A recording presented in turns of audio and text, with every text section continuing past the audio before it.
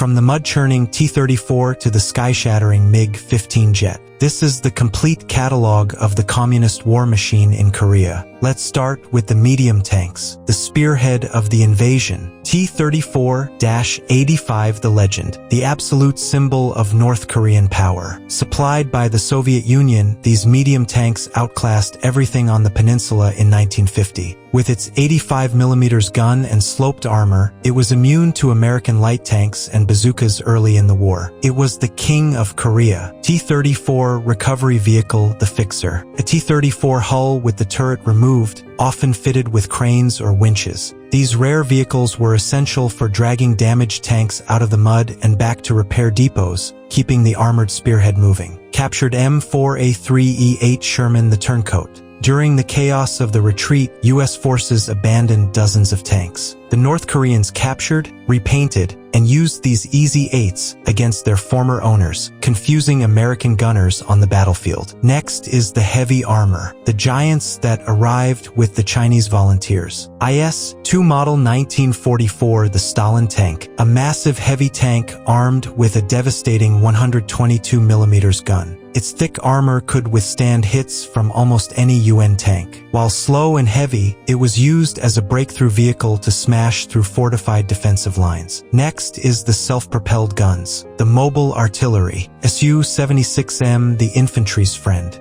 Built on a light tank chassis, this open-topped vehicle carried a 76mm field gun. While its armor was thin and the crew was exposed to the elements, it provided direct fire support, blasting bunkers and machine gun nests. Su-100, the Sniper, a dedicated tank destroyer with a fixed superstructure. It carried a powerful 100mm naval gun capable of knocking out the heaviest American tanks from long range, though it appeared in smaller numbers later in the war. Su-122, the Beast Killer. Built on the heavy IS tank chassis, this casemate destroyer carried a massive long-range gun. It was designed to hunt enemy tanks and destroy concrete bunkers from long distances, acting as a mobile sledgehammer. Next is the rocket artillery, the psychological weapon, BM-13 Katyusha, Stalin's organ, a truck-mounted multiple rocket launcher. It screamed as it fired a barrage of 132mm rockets, saturating entire grid squares with high explosives.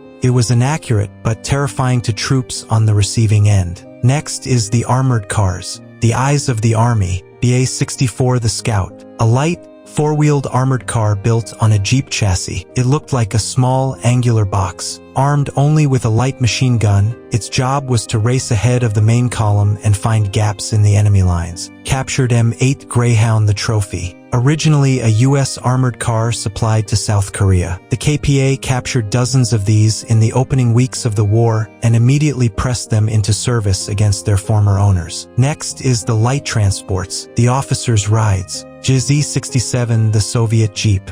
Rugged, simple, and capable of handling the rough Korean terrain. It was used by KPA officers to coordinate attacks and by reconnaissance units to patrol the flanks. M72 motorcycle, the Messenger, a Soviet copy of a German BMW design. Often equipped with a sidecar mounting a machine gun, these were used for dispatch riding and rapid hit-and-run attacks during the chaotic opening weeks. Next is the Logistics Trucks, the lifelines of the offensive. JZ-51, the Workhorse, the standard 2.5-ton truck of the Communist forces. Thousands of these moved ammunition, fuel, and rations from the Yalu River down to the Pusan perimeter. ZS-5, the Veteran, an older, boxy truck from World War II. It was primitive and made of wood and steel, but it was incredibly easy to repair. It hauled supplies through the worst Korean winters. ZS-150, the Heavy Hauler, a larger, more modern Soviet truck modeled after American designs. These carried the heavy artillery shells and towed the field guns necessary to break fortified positions. Studebaker US-6, the Irony. These famous American trucks were given to Russia during World War II as Lend-Lease aid. The Soviets then gave them to North Korea, meaning American soldiers were often fired upon by supplies carried on American-made trucks. ZIS-42, the Half-Track, a unique truck with skis on the front wheels and tracks on the rear. It was specifically designed to navigate deep snow and mud, ensuring supplies reached the front lines even during the brutal Korean winter. JZAA, the Little Truck, a license-built version of the Ford Model AA. It was old and underpowered by 1950 standards, but widely used for light transport and ambulance duties behind the lines. Next is the heavy tractors and special units. The support machines. Stalinets S-65 the Crawler, a massive, slow-moving track tractor originally designed for farming. In the war, it was used to tow the heaviest howitzers through deep snow and mud where wheeled trucks would get stuck.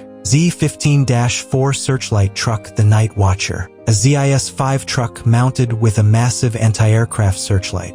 These were crucial for spotting American B-29 bombers during night raids, guiding anti-aircraft guns to their targets in the dark. Next is the Naval Forces, the Mosquito Fleet, G5 class torpedo boat the Sprinter, a small, fast attack craft made of aluminum. It carried 2 torpedoes that were launched from the rear. These boats famously ambushed UN cruisers early in the war, using their speed to hit and run. P4 class torpedo boat the Upgrade, slightly larger and more seaworthy than the G5. It also relied on aluminum construction and high speed to close the distance with enemy ships before launching torpedoes. MO4 class patrol boat the Little Hunter, a wooden-hulled submarine chaser. While slow, it was heavily armed with depth charges and cannons, serving as the workhorse for coastal defense and mining operations. Finally, the air power, the machines that challenged the UN supremacy. MiG-15 the Shock. When this swept-wing jet appeared over the Yalu River, it changed air warfare forever. Faster and more heavily armed than early American jets, it created MiG Alley and forced the U.S. to rush the F-86 Sabre to the front. It remains the most iconic symbol of the Communist air war. Yak-9 the Fighter. Before the jets arrived, this piston-engine fighter was the main aircraft of the North Korean Air Force. It harassed UN ground troops in the early days but was quickly outmatched when American P-51 Mustangs entered the fight. Lavochkin La-11 the Escort, one of the last piston-engine fighters ever built. It had a long range and was used by Chinese pilots to escort bombers and hunt American twin-engine aircraft. IL-10 the Tank Buster, a heavily armored ground attack aircraft. It was designed to destroy enemy vehicles and strafe infantry columns, flying low and slow over the battlefield. Tupolev Tu-2 the Bomber, a fast and durable twin-engine bomber used by the Chinese Air Force. It conducted raids on UN-held islands and provided tactical bombing support during major offensives. Polikarpov Pa-2 Bedchek Charlie, an ancient biplane made of wood and fabric. It flew too slow for American jets to shoot down and was invisible to radar. It attacked at night, dropping small bombs to keep UN troops awake and exhausted.